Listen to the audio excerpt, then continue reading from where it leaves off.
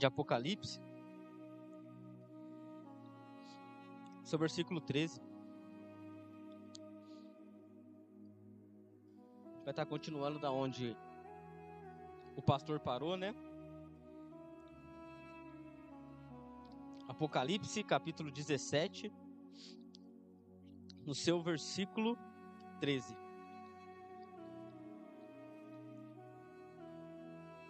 Que é justamente a guerra com o Cordeiro.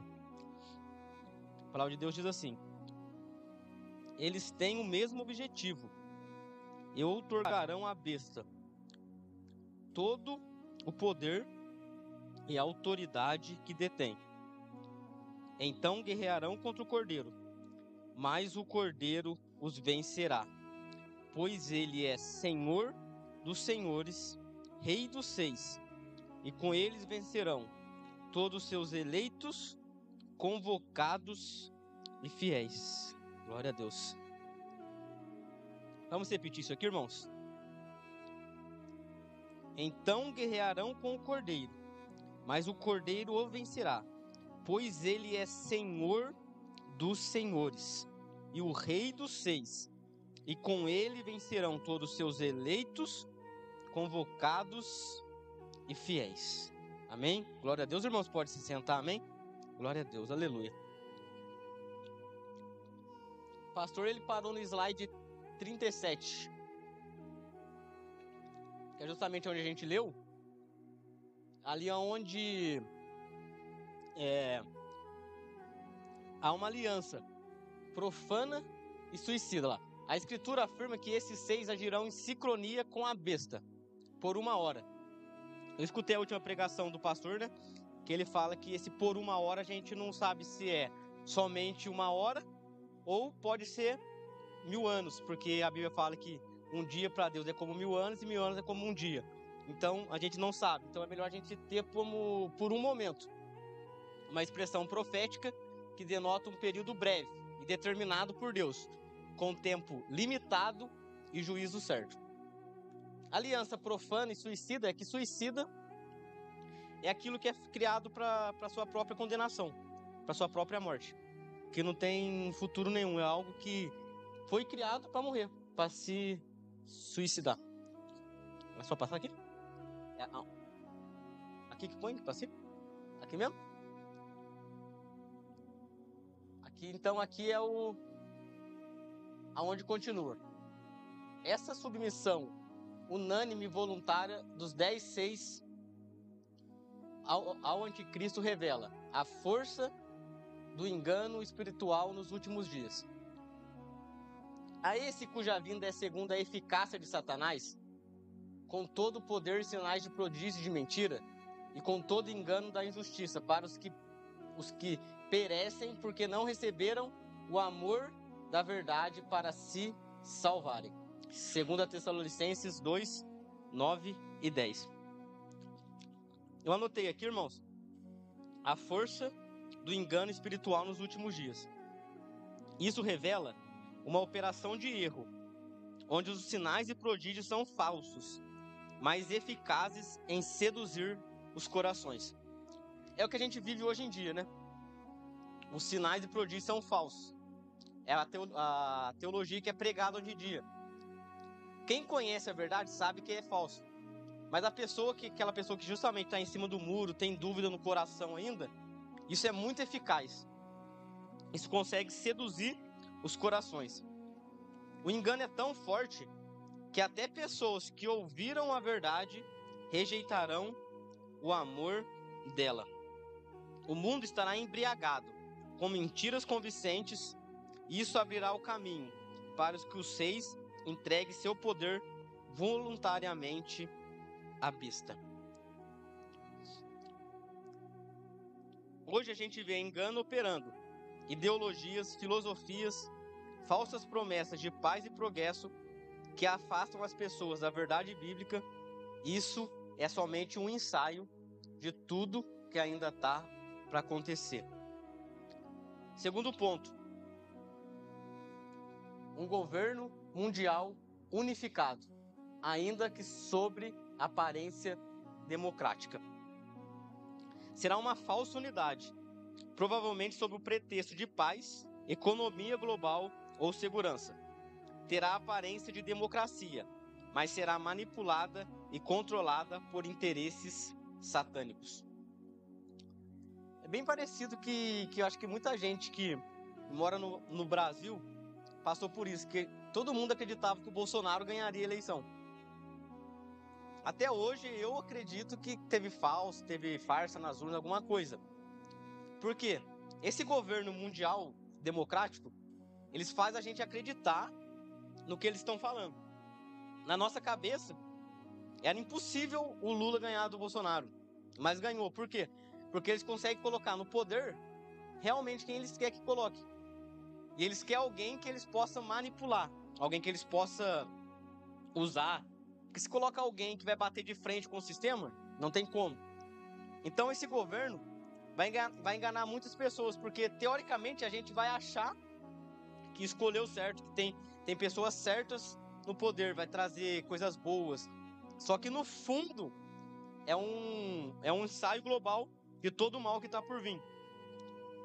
Coloquei até aqui a observação. A democracia será usada como fachada. O povo pensará quem escolheu, mas quem estará por trás será a própria besta.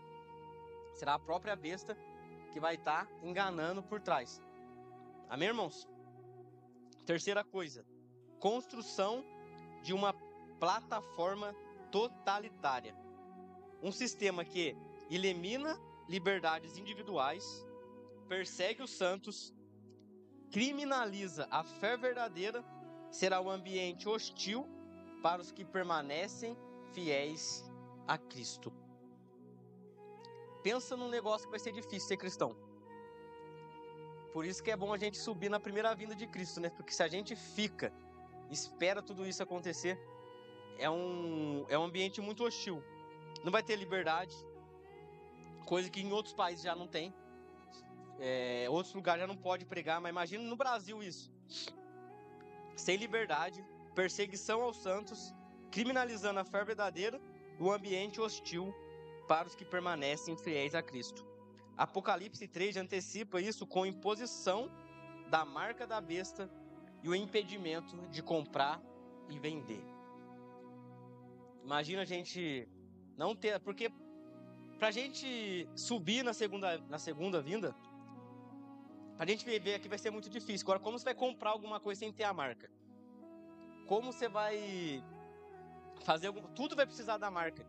Eu não consigo imaginar uma situação de como viver num ambiente assim. Vai ter que ser muito fiel a Deus, muito mais do que a gente é hoje. O que a gente é hoje, a gente pode ser fiel a Deus. Mas com essas coisas acontecendo, vai ser muito mais difícil. Vou passar o slide. Esses 6 não agirão por conta própria, mas estarão totalmente entregues à agenda da besta, funcionando como seus braços executivos militares na grande tribulação. Depois de se submeterem a esses 6, eles passam a agir como braços armados da besta, tanto no plano político quanto militar. Não sei se os irmãos estão acompanhando agora. Eu estava estudando um pouco sobre isso. Essa última guerra que está tendo agora, né? Que Israel atacou Irã, Irã atacou Israel. Se a gente for aprofundar isso, é muito real, muito parecido com o que está escrito em Ezequiel 38, que é a guerra de Gog e Magog. Por quê? Nações se juntarão contra Israel. A posição política do Irã hoje é conhecido como Irã. Mas no mapa, se a gente for entender, o Irã é a antiga Pérsia. Até 1900 alguma coisa era chamado de Pérsia, não era Irã ainda. Então, o Irã vai se juntar, possivelmente com Rússia, com China, tudo para atacar Israel. É os braços políticos, é a união política para atacar o povo de Deus. No entanto, os Estados Unidos, que apoia Israel, já mandou os militares as pessoas americanas que moram no Irã sair do Irã. E os políticos que apoiam Irã, Rússia, já pediu para suas pessoas saírem de lá também, porque a guerra está formada. Só que, graças a Deus, a Bíblia nos fala que nessa guerra Israel sai vencedor, porque o Senhor intervém. Então, creio que o Senhor vai intervir nisso tudo que está acontecendo. É mais um sinal do que o fim dos tempos estão chegando. Lá. Não agirão por conta própria. Esses 6 não terão mais soberania real. Serão fantoches, agentes da agenda do anticristo. Estarão completamente entregues à besta. Não haverá neutralidade. A gente já acha difícil esses 6 que tem Rússia, que é um país perigoso, comunista. Rússia, China, Coreia do Norte. Imagine todos esses reinos dominados por uma besta que dominará tudo. Se os caras já é ruim, se a gente já acha os caras perigosos, imagine agora eles todos se unindo, sendo fantoches, marionetes de um poder só. É uma situação bem complicada. Isso mostra como a dominação espiritual e política estará totalmente sincronizada com o inferno. Coloquei aqui, ó, braços executivos e militares. Eles aplicarão leis, reprimirão dissidentes, principalmente os cristãos, executarão perseguições, reforçarão o culto ao anticristo, serão instrumentos de coerção, violência, especialmente durante a grande tribulação. Essa imagem retrata muito de como vai ser na grande tribulação. Porque vai ser muita perseguição, principalmente contra os cristãos. Até anotei aqui, interessante, ó. A gente está vendo a formação de uma Babilônia moderna, aparência de paz, mas aliança com engano, discursos de liberdade, mas ações de controle e perseguição. A igreja precisa estar desperta e cheia do Espírito para não cair nesse engano coletivo. Amém, irmãos? Aí aqui começa agora a guerra contra o Cordeiro. Esses 10 em aliança com o anticristo serão protagonistas do último levante das nações contra o Senhor Jesus Cristo, na batalha de Armagedon, onde os exércitos da terra se levantarão contra o rei dos 6. Apocalipse 19:19 diz assim: E vi a besta, os 6 das terras, os seus exércitos reunidos, para fazerem guerra àquele que estava sentado sobre o cavalo e ao seu exército. Os 10 que vimos anteriormente, já rendidos à besta, agora se tornam líderes ativos de guerra contra Jesus Cristo, no evento conhecido como a Batalha do Armagedon. A aliança profana se transforma em um confronto direto com o Cordeiro. Isso revela a cegueira espiritual profunda desses reis e seus exércitos. Eles acham que é possível guerrear contra o Filho de Deus. A cegueira espiritual vai ser tão grande desses 6 que vão estar sob o domínio da besta, que eles vão começar a colocar na cabeça deles que é possível derrotar Jesus Cristo. Porque na cabeça deles, eles têm Jesus como Jesus que veio na terra. Jesus que foi crucificado. Então eles acham assim, não, a gente consegue derrotar ele. Então eles vão achar que é possível derrotar o Filho de Deus. Glória a Deus.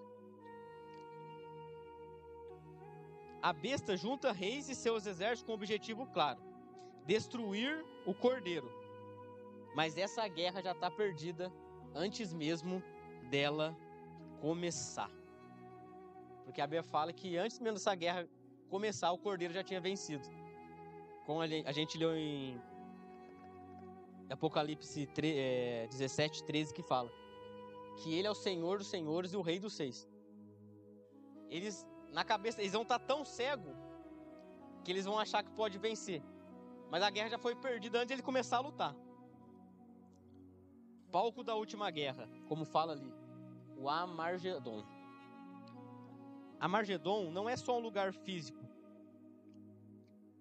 mas um momento decisivo na história da humanidade. Todas as potências da terra, unificadas pela besta, se voltam contra Jesus. Imagine todas as potências da terra sendo usadas pela besta, se voltando contra Jesus. Apocalipse 16, 14 ao 16 diz assim: ora, são espíritos de demônios que realizam sinais miraculosos. Eles vão aos seis de todo o mundo, a fim de reuni-los para a batalha do grande dia do Deus Todo-Poderoso. Eis que venho como vem um assaltante. Bem-aventurado todo aquele que se mantém alerta e conserva suas vestes preparadas, pois assim não terá de correr nu e ter sua vergonha exposta ao público. Então os três espíritos se reunirão em um lugar em hebraico chamado Armagedon. Esse aqui é o local da guerra. Quem é o cordeiro nesse momento? Eu coloquei aqui, porque eles acreditam que o cordeiro que vai vir nesse momento é Jesus que esteve na terra. Então vai ser mais fácil de vencer na cabeça deles. Aí eu coloquei, ele não vem como servo sofredor da cruz, ele vem como rei dos seis e senhor dos senhores, com vestes manchadas de sangue e espada afiada. Apocalipse 19, do 11 ao 16. Ele cavalga com um exército celestial, mas a vitória é só dele. A vitória não é construída por estratégia humana, mas pelo poder da sua palavra. Ele os destruirá com o sopro da sua boca. Todos seis se juntam para derrotar o Filho de Deus. E o Filho de Deus, ele não tem uma estratégia humana. Imagine toda a estratégia formada por aqueles homens. Ele não tem. Mas ele tem uma coisa que é suficiente para destruir tudo. Que a Bíblia nos fala em 2 Tessalonicenses, capítulo 2, versículo 8. Ele destruirá com o sopro da sua boca. Eu coloquei aqui aplicações para esse estudo. O mal sempre se levanta, mas será vencido. O sistema da besta parece forte, mas tem prazo de validade. Deus tolera por um tempo, mas intervém no tempo exato com o juízo. Jesus voltará pessoalmente para reinar. Não é simbólico, é real, visível, glorioso e triunfante. Ele virá para reinar sobre as nações com vara de ferro. Apocalipse 19, 15.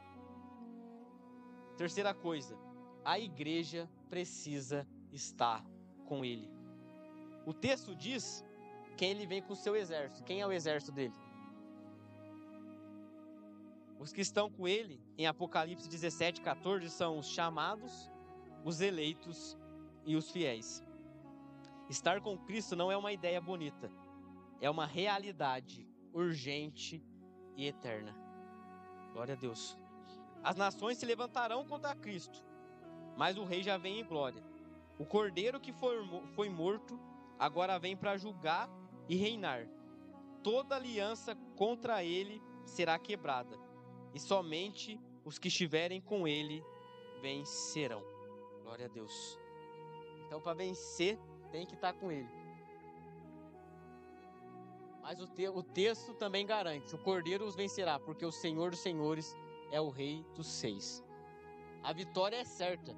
Não será por força militar, mas pelo poder da palavra que sai da boca do cordeiro. O mesmo Jesus que foi julgado diante de Pilatos é o mesmo Jesus, não vai mudar.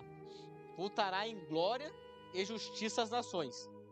E quando o Filho do Homem vier em sua glória, e todos os santos anjos com eles, então se assentará no trono da sua glória. E todas as nações serão reunidas diante dele, e apartará um dos outros, como o pastor aparta os bodes das ovelhas. Isso aqui é interessante, irmão. Quando ele vai falar quem vai estar com o Filho de Deus nessa guerra, ele descreve 3 adjetivos deles, que é os chamados, os eleitos e os fiéis. Glória a Deus. Falei aqui. A vitória é pelo poder da palavra. A arma do cordeiro é sua boca. Eu coloquei aqui, referência cruzada, Hebreus 4:12. A palavra de Deus é viva e eficaz, mais penetrante que a espada de 2 gumes. Jesus julgará as nações. Então Jesus, quando ele vence essa batalha, ele começa a julgar as nações. Ele que foi humilhado diante de Pilatos voltará como juiz universal. Todas as nações passarão pelo seu juízo. Público, justo, final e inquestionável. A separação vai ser como um pastor faz com um rebanho. Isso fala com discernimento perfeito, nenhum engano, nada ficará escondido. Os salvos serão reconhecidos por ele, e chamados para o seu reino eterno. Já coloquei aqui, aplicações práticas para esse assunto. Prepara-se para o retorno do rei. Ele não virá como um cordeiro mudo, mas como leão da tribo de Judá para reinar. Não tema o avanço da besta ou dos seis da terra. A vitória do cordeiro já é decretada. E confie no poder da palavra. Não é necessário força política ou militar. Cristo já deu o que precisamos. A verdade. Seja qual for a força das trevas, a palavra do cordeiro é mais forte. E ele já prometeu: o cordeiro vencerá. Quando Apocalipse descreve que os que venceram com o cordeiro, ele não fala de grandes exércitos humanos, nem de estratégias políticas, mas de um povo separado, redimido, que caminha na contramão do mundo. O texto aponta para 3 marcas essenciais desse povo. 3 colunas espirituais que sustentam a verdadeira igreja nos dias finais. Que a primeira coisa é os chamados. Por que eles são chamados? Porque ouviram e responderam ao evangelho. E aos que predestinou, a este também chamou. E aos que chamou, também justificou. E aos que justificou, a este também glorificou. Quando eu estava estudando isso aqui, irmãos, eu fui procurar quem foi o primeiro homem que foi chamado por Deus na Bíblia, para me entender um pouco desse chamado. O primeiro homem que foi chamado por Deus na Bíblia, Gênesis 12, versículo 1, Abraão. Ora, o Senhor disse a Abraão: sai de tua terra, da tua parentela e da casa do teu pai, para a terra que te mostrarei. Esse é o chamado inicial da fé. É Deus quem toma a iniciativa, separa um homem e convoca para um propósito eterno.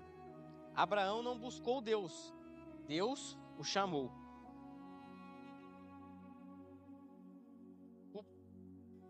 O chamado exige separação, sai da sua terra.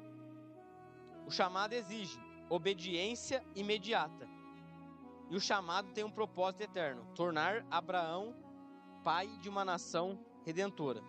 Pela fé, Abraão, sendo chamado, obedeceu, e indo para um lugar que havia de receber sua herança. Chamados, eleitos e fiéis.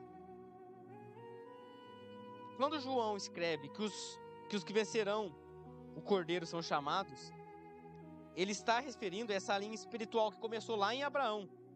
Elas são chamados para sair do sistema do mundo, chamados para andar em fé, mesmo sem ver toda a rota, e chamados para carregar um propósito eterno. Aí aqui tem algumas referências que falam dos chamados, que é Mateus, porque muitos são chamados, poucos escolhidos. O convite é real, mas a resposta, quem define, são os fiéis. Deus vai precisar de pessoas chamadas para aquele momento. E para vencer aquele momento vai ter que ser como Abraão. Tem que ser separado, tem que ter uma obediência imediata e um propósito eterno. Fiel é o que vos chamas, ao qual também o fará. Tessalonicenses 5:24. E aquele que vos chamou das trevas para a sua maravilhosa luz. 2 Pedro 2:9. Aí eu entendi, irmãos, até marquei aqui. A Bíblia começa com um homem chamado para sair de um sistema e termina com uma igreja chamada para não se curvar a um sistema. Deus começa chamando Abraão, para Abraão sair do sistema.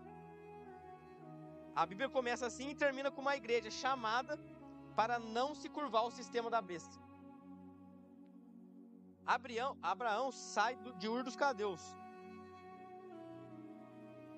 O chamado é mais que um convite, é um rompimento com o mundo. É o passo de fé rumo à eternidade. Glória a Deus. O segundo ali, os eleitos.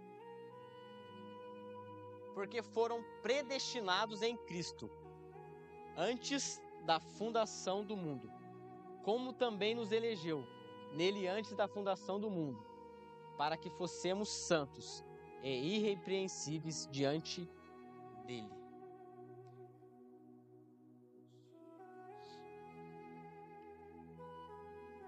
Agora são os eleitos, irmãos. Essa classe, irmãos, é a classe do exército que a Bíblia nos fala em Apocalipse, que vai estar junto com Deus na batalha do Armagedon. A Bíblia fala que Deus vai vencer com o poder da palavra, mas junto dele precisa de um exército.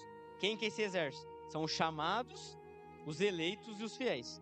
Quem são os eleitos? Eles foram guardados por Deus, preservados para glória. Se Deus é por nós, quem será contra nós? Não foste vós que me escolhestes a mim. Pelo contrário, eu vos que escolhi a vós. O eleito não é isento da guerra, mas está garantido na vitória final, pois ele está em Cristo. E os terceiros são quem? Os fiéis. Os fiéis são aqueles que perseveraram no meio da grande provação. Para ser fiel, irmão, naqueles dias vai ser difícil. Para perseverar nesse momento vai ser difícil. Mateus 24:13 fala: mas aquele que perseverar até o fim será salvo.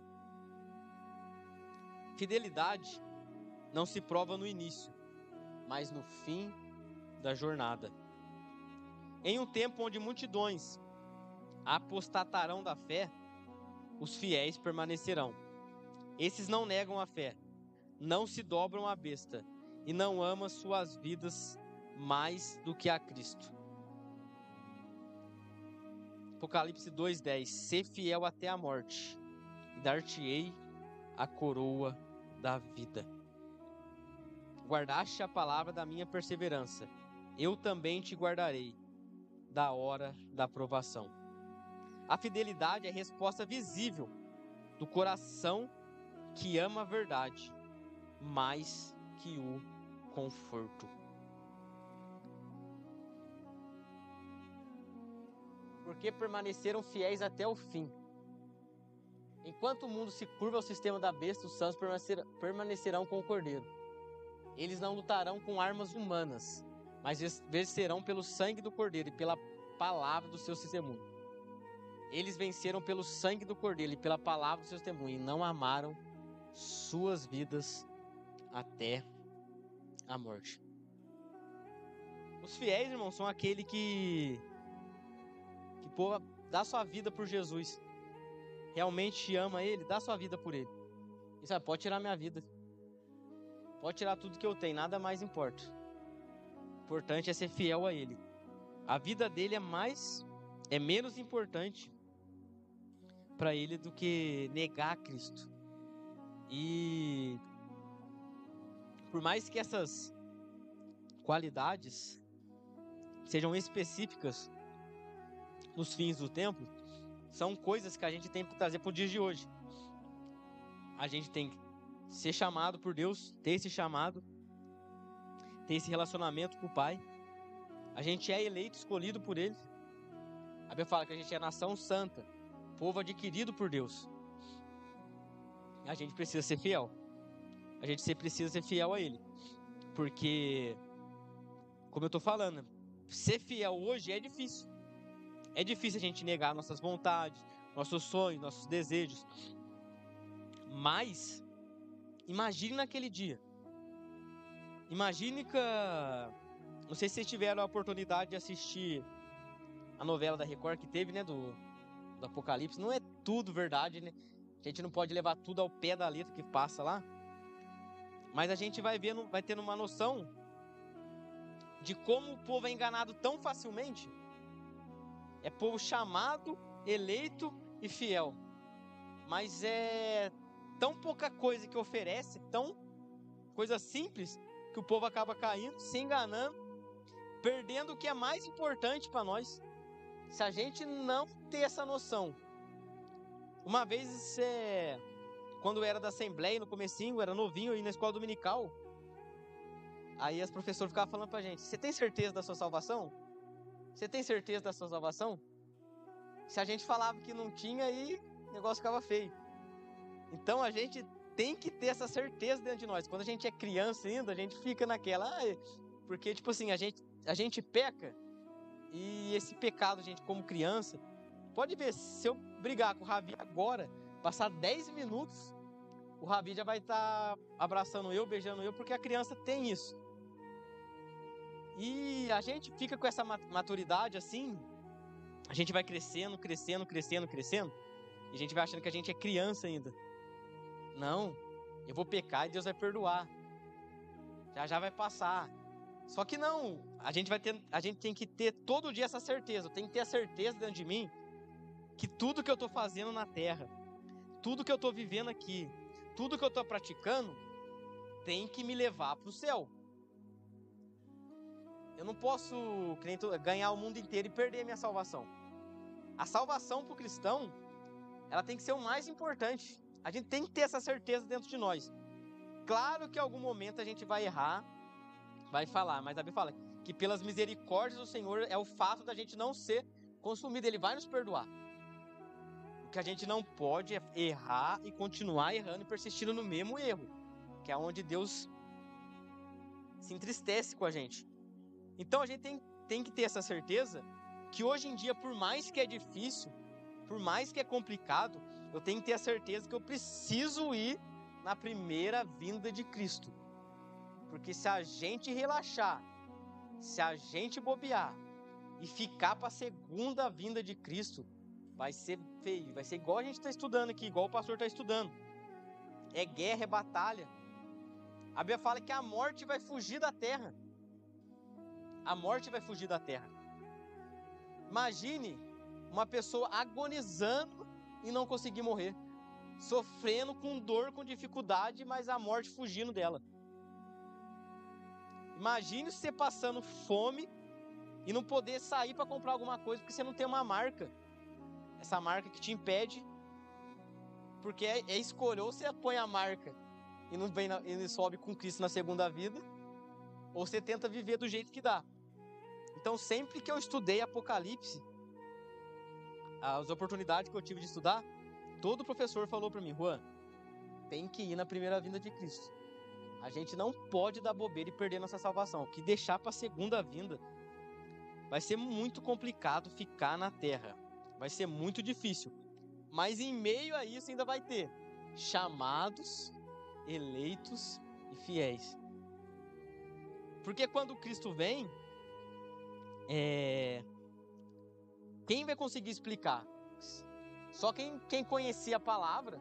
Tem até um louvor, né, que fala, né, que somente os desviados podem explicar. Só quem conhecia a palavra vai poder explicar o que aconteceu. Mas cadê aquele povo que orava, que pregava, que estava na igreja e não está aqui mais?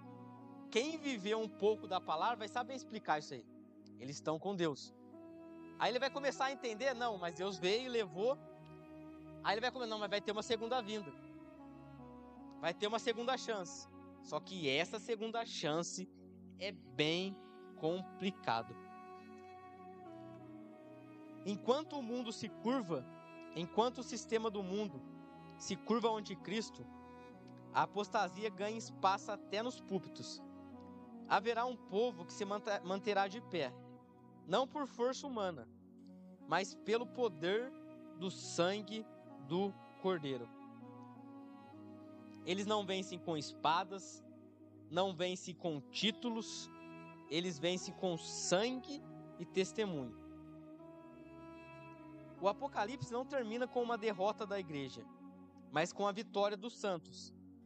A besta pode rugir, os 6 podem conspirar, mas o Cordeiro já venceu. E com ele vencerão os chamados, os eleitos e os fiéis. Glória a Deus, aleluia. Então, irmãos, Isso aqui vai ficar para a próxima.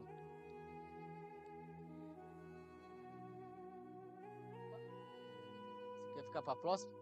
Falsa Igreja Mundial e a plataforma do 8º rei. Hoje eu vou encerrar aqui, irmãos, com o que eu estudei. Basicamente isso que eu gostaria de passar para os irmãos, que é a união, né, de um governo político, reis governando sobre a terra, mas é uma falsa governança, né? Por trás de tudo isso vai estar a besta governando. Eles são apenas fantoches. E a gente sabe como o poder político, ele tem poder sobre a vida de um reinado. Ninguém entra na Coreia do Norte, porque o poder político da Coreia do Norte é forte. Agora imagine a junção de vários poderes políticos sobre a terra. Por trás de tudo isso, a besta governando eles. E eles se juntam com um objetivo: achar que vai destruir o Filho de Deus. Só que o Filho de Deus, que eles acham que vai parecer ao mesmo Jesus que foi crucificado na cruz, que aquele Jesus também poderia vencer eles do mesmo jeito, porque Deus é Deus, ele é maior que tudo isso. Só que o Jesus que vem é o Rei dos 6 e o Senhor dos Senhores. Ele vence essa batalha somente com o poder da palavra dele, juntamente com os eleitos, os chamados e os fiéis. Amém, irmãos? Glória a Deus. Falei pouco, mas é isso que Deus colocou no meu coração, que eu pude estudar, que eu estava falando para o Fael. Escatologia é algo bem difícil para mim, que na época que eu fazia teologia, lá por mês, era 4 segunda-feiras, e durante esse mês ele falava da escatologia. E eu tive uns imprevistos, que eu lembro que teve 4 aulas sobre escatologia. É bem rápido, né? Porque durante um mês fala tudo. Nessas 4 aulas eu consegui só 2. Eu fui na segunda e na quarta, eu acho. Eu tive que faltar a primeira e a terceira. Então eu peguei bem pouco mesmo, bem raso. Eu não tenho muita noção. Igual a gente tava falando com o Fael até falou, é mais difícil a gente continuar algo que já foi dado início pro pastor. Ele já tem um jeito dele de trabalhar, de falar, de explicar. E aí ele pediu pra gente, eu falei, é por Deus, a gente vai na fé, a gente estuda e seja o que Deus quiser. Mas é bem pouca coisa, bem simples. O que Deus colocou no meu coração é isso, é essa rápida parte, que é a guerra com o Cordeiro e a vitória dele. Amém, irmãos? Glória a Deus. Vamos colocar de pé e agradecer a Deus.